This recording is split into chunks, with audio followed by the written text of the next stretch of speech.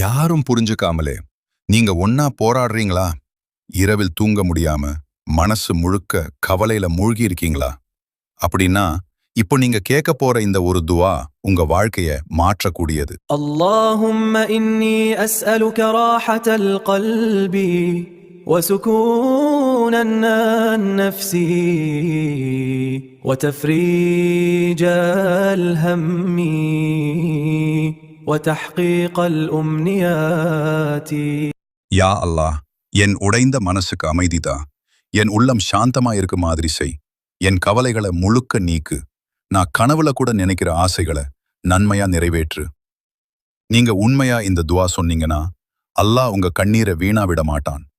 நீங்க தனியா இல்ல, அல்லாஹ் உங்களோட இருக்கான். நன்மைகள், மன அமைதி வரும், கவலைகள் கரையும், இரவு நிம்மதியா தூங்க முடியும், வாழ்க்கையில் ஒளி திரும்ப வரும்.